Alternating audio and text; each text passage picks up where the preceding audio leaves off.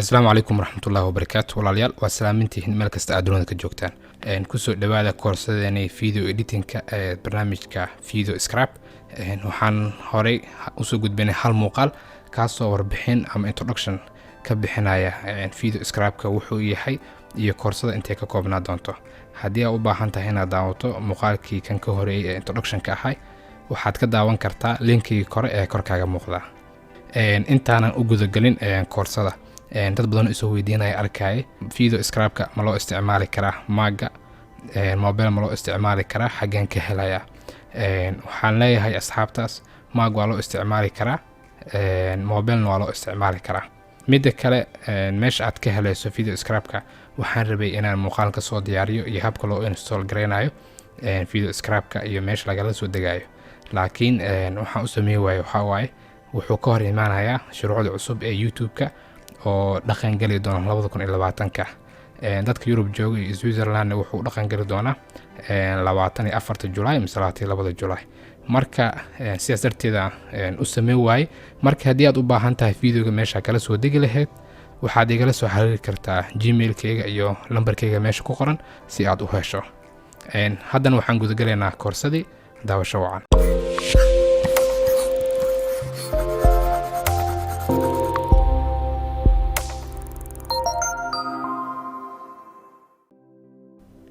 markaad soo kiciso marka hore video scrap-ka waxaa ku soo baxaya sidatan marka kuwan waa muuqaalo hore aan hore u sameeyay marka muuqaaladii hore aad hore u save gareysto kalsaan oo kale ay hata ku noqon doonaan marka meeshaan aad taabanayso ay ku qoran tahay create new scrap inaa waxaan rabnaa muuqaal cusub aan sameeyno halkan ayaan ku dhufanaynaa marka ugu horeysa waxaad arki doontaa canvas-kan ama whiteboard dheh sida u taqaano waa meesha ugu muhiimsan kaasoo la rabo inaad sawiradii iyo qoraaladii iyo sida wax u rabto inaad soo dhigto laga rabo waa meeshan waay marka waxyaabaha ugu muhiimsan oo kale inaad ogtahay laga rabo waxaa kamid ah toolskana kamid ah haddii aadan toolskan mid walba wax loo adeegsado iyo wuxuu yahay hadaadan aqoon way adkaa doontaa inaad ku shaqeyso barnaamijkan video scrap-ka iyo toolalkan sidoo kale wuxuu leeyahay qayb kale oo muhiim ah sawirada iyo waxay kaaga muuqan doonaan marka ayadana waa arki doonaa marka waxaa muhiim ah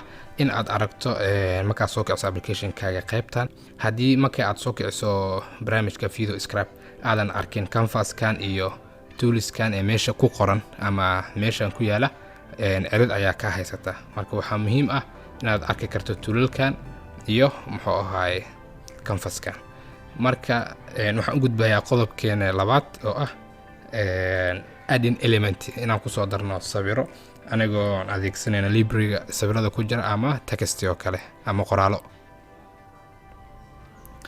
halkan ayaan sawir ugu soo dareynaa ku qoran tahay add image to the canvas halkan marka imaato sawiradan waa kuwii u dambeeyay projectigii u dambeeyay aan u isticmaalay waxaad sii tagaysaa halkaas oo ah library-ga sawirada laga soo daray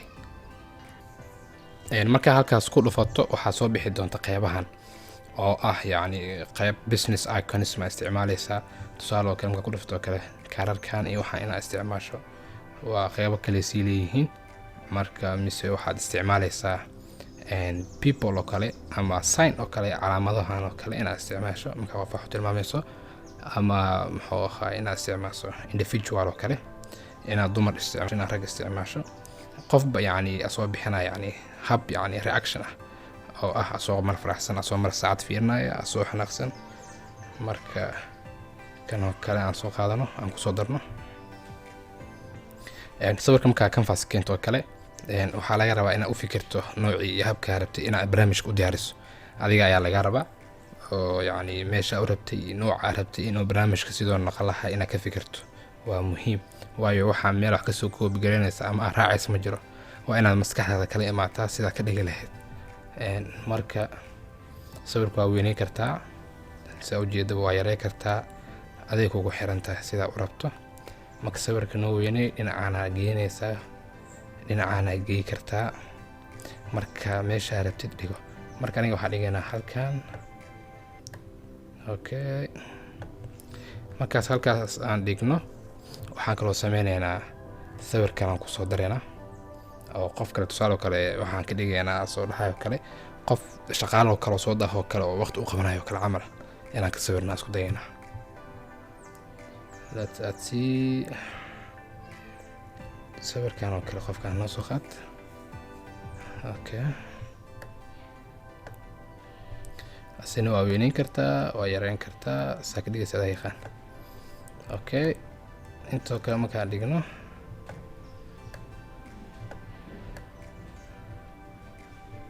meelaha camal noo dhig si noo qorxoonaato barnaamijka. markaan saas sameeyo waxaan sameynaynaa waxaan kusoo dareynaa qoraalaan kusoo dareynaa waayo qodobka waxaa ku koobnaa in lagu soo daro sawir ama sawir iyo qoraal in lagu soo daro. okay waxaan ka dhigaynaa oo kale qofka inuu dhahayo ama waxaan ka dhignaa qof soo daahayaan dhihinaya meeqa saac qof saacad weydiinayo oo kale meeqa saac waaye walaal.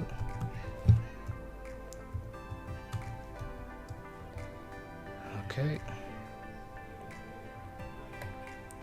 qof su-aal weydiinayo oo kale aan ka dhigaynaa. markay saa noqoto kale waxaa loo baahan yahay in lagu soo daro wax loo yaqaano kulli out wax lahayaa jiro. marka qofka hadlayo oo kale hadalkiisa wax muujinaya inuu meesha ka baxayo oo kale inaan kusoo darno kana loo yaqaanaa macnaha.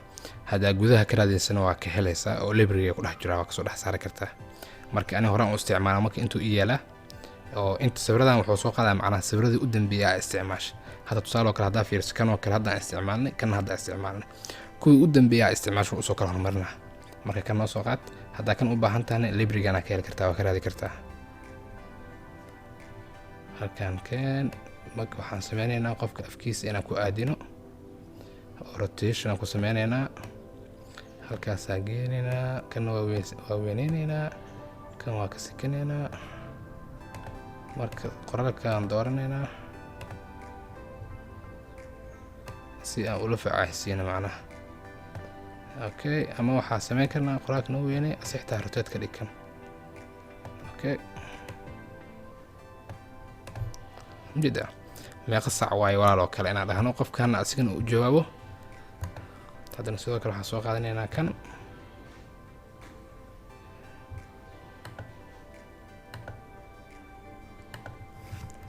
haddana sidoo kale waxaan soo qaadan karnaa call out kale ujeedaa noocyo badan u leeyahay. marka adiga kugu xiran tahay nooca rabto inaad isticmaasho adiga kugu xiran tahay. sinexan ka dhig afkiisa ku aadi macnaha hagaana yarey. okay waxaan leenahay waxay noo tahay hadda waa 11 saac iyo 10 daqiiqo soo ma waxay noo tahay leenahay waa 11 saac iyo 9 daqiiqo oo galabnimo ee magaalada Muqdisho.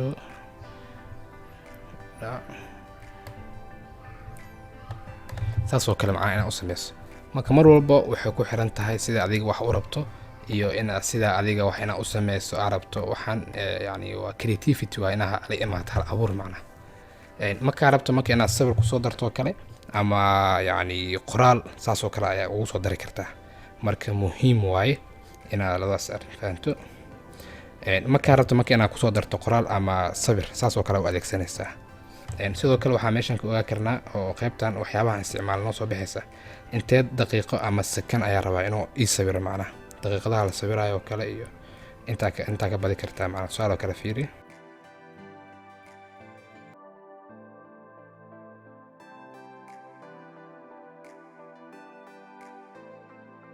daqiiqadaha oo sawirayo oo kale intaa ka badi kartaa macnaha. animationka oo ka sameynayo haddii aad rabtid inuu hakad galo kale ama transition oo kale markay waxaan isgudbayaan kale habkay u gudbayaan oo kale. sidoo kale wuxuu leeyahay tools kale oo muhiim ah oo aad isticmaali karto haddii ahaa lahayd full color inaad isticmaasho no brush oo kale ama in yani 100% solid aad ka dhigta ama aad ka yareyso ama sawirkaaga inaad kala gegedin karto macnaha oo bar meesha rabta nooc aad geen karto. muhiimadda inta waxaa waaye imise sakan ayaa rabaa inuu animate ii sameeyo macnaha oo intoo sawir tusaale oo kale hadda inta badan oo kale intoo animate ii sameeyo oo kale haddaa raba inaan ogaado intaan badana tusaale oo kale fiiri wuxuu u sawiraa si tartiib ah oo degnaan ah. marka intaa rabtid aday kugu xiran tahay. So marka intaas hadda ugu gudbo qodobkii labaad, waxaan u gudbayaa yani qodobkii saddexaad. qodobkii saddexaad wuxuu ahaa inaan save gareysano projectigeena ama inaan export ku sameyno. waxaan tegi doonaa buttonkan ay ku qoran tahay saving. halkan marka imaano magaca ula baxayaa oo waxaan leeyahay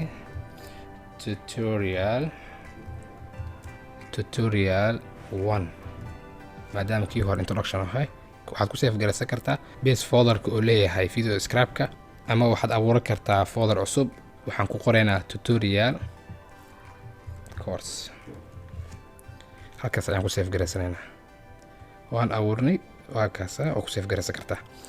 sidoo kale waxaad u save gareyn kartaa iyadoo ah PDF ahaan inaad u save gareyso, ama inaad ku save gareyso online ahaan. tusaale kale Cloud hadda leedahay kale waa badan yihiin, ama Dropbox aad u tiro badan yihiin, mid kaarta ku save gareyn kartaa. iyo sidoo kale inaan u save gareyno export aan ku sameyno caadi export ahaan aad aan u dhahno. markaad waan save gareysanaynaa. haddii qodobka saddexaad aan ka gudbo, aan usii gudbo qodobka afraad, inaan ku soo darno codkana wuxuu noqon karaa laba nooc. haddii ay ahaan lahayd in cod diyaarsanay oo aan duubnay inaan ku soo darno, ama cod inaan hadda ku kor duubno. sawiradan hadda aan haysano asagoo noo diyaarsan inaan cod kusii kor duubno, oo waxaa loo yaqaanaa voice over recording aan lahaa. iyo sidoo kale inaan ku soo darno soundtrack. halkan waxaa ugu soo dari kartaa music ama background sound, waxaa u taqaanaba. qaybo badan ayuu ku siinayaa video scrapka aad isticmaali karto, kuwaasoo free ah. tusaaloo kale qaybahan kale waa badan yihiin. haddii ay ku anfici waayaan muusikadan oo ku siinayo video scrapka, waxaad samayn kartaa mid aad adiga leedahay. waxaad ugu soo dari kartaan halkan ay ku qoran tahay import mp3. tusaaloo kale haddaa ku dhafato, hadda kan music maaha cod oo barnaamij hore aan ka diyaariyo waay, saasoo kale ugu soo dari kartaa macnaha. oo waxaa leedahay open, dan codkii meeshaan kusoo furi doonaa. marka sidaas ayaa ugu soo dareysaa soundtracka. sidoo kale inaan sameyno voice over recording, inaan sameyno inaan sawiradan hadda noo diyaarsan inaan yani cod ku kor duubno. tusaaloo kale hadda hadalkan hadlooyo duubitaano wadaa macnaha. okay, ama waxaan sameyn karaa inaan iska daayo voice over recordingka oo aan sameeyo inaan ku soo daro cod macnaha. iyadana waan sameyn karaa, oo halkan ayaan ku dhafanayaa codka rabaan ku soo daraya macnaha, sidii hadaati oo kale. marka saasaa sameyn kartaa. haddii halkaas aan u gudbo habka loogu soo darayo codka, waxaan u gudbayaa qodobkii u dambeeyey ee cashirkeena maanta, kaasoo ah yani publish your script. inaa yani video scrapkaada ku publish gareyso social media, ama adoo sameynaya macnaha video caadi ahaan inaa u sameyso macnaha. waxaana tagaysaa halkaas ay ku qoran tahay publish ama render your script video. halkan markaa imaato waxaad arkaysaa batamahan. haddii ahaan lahayd inaad PowerPoint ka dhigto muuqaalkaaga, tusaale haddaan ku dhufan oo kale aan fiirino, hadhowta waxaa u isticmaalaysaa si PowerPoint ahaan camal ah markuu dhammeeyo processkan hadda oo wado. waxaad samayn kartaa inaad Facebook ku share gareyso, ama YouTube-ka, ama inaad muuqaal ahaan u abuurto oo aad file muuqaal video ah ka dhigto projectigan si hadhowta aad u isticmaasho. intaba waa isticmaali kartaa. marka hadda aniga waxaan sameeyaynaa inaan ka dhigno video. okay, create video file leenahay. markii aad halka imaato waxaad arkaysaa optionadan helaysaa macnaha formatka u rabto inuu noqdo muuqaalkaaga. ma waxaa ka rabtaa quick time inaad saarato, AV ma ka dhigaysaa, mise waxaa ka dhigaysaa image sequence ka dhigay, ama PNG sequence ka dhigaysaa. it depends on yani waxay ku xiran tahay si adiga u rabto. Windows oo movie ma ka dhigay. marka hadda aan ka dhigno quick time-ka, sidoo kale saas ka rabto MP4 ahaan ma ka rabtaa, 1080 ma ka rabtaa oo full HD ah, mise waxaad ka rabtaa mobile ama website inaad u isticmaasho, ama yani 640 oo ah normalka ma ka rabtaa. marka it depends on, sidoo kale adiga kugu xiran tahay sida u rabto muuqaalkaaga. marka aniga waxaan ka dhiganaynaa MP4. sidoo kale frame rate-kaagana intaa rabtid ka dhigo, oo waa badi kartaa, intaana waan ka yarey kartaa. intaa markaa ka soo gudubto oo formatka iyo saaskii wixii aad rabtay aad ka soo dhigato, magaca u yeelan kartaa oo magaca daatigan ugu qoran meeshaan. sidoo kale meesha ku save gareynayso halkaan ka dooran kartaa, oo ah yani computerka meesha ka geynayso iyo adiga kugu xiran tahay meesha aad tagey. hadda aniga waxaan geynaynaa desktop-ka, qaasatan waxaan geynaynaa video scrap tutorial. meeshaan ayaa ku save gareynaynaa tutorial 1, halkaan aan geynaynaa. marka meesha rabna inaan geeyno aan soo doorano kadib waxaan leenahay okay waa daawacana marka muuqaalkii kadib marka okay dhacdo processkan wuu socon doonaa marka processkan dhamaado kadib wuxuu sameynayaa inuu muuqaalkii u abuuro fail video ahana wuxuuna ku save gareyn doonaa meeshii hadda aan soo dooranay marka sidaas ayaad u sameynaysaa marka waa kana muuqaalkii oo hadda aan sameynay mid walbana saas ayaa u sameyn doontaa iyo adiga sidaad u rabto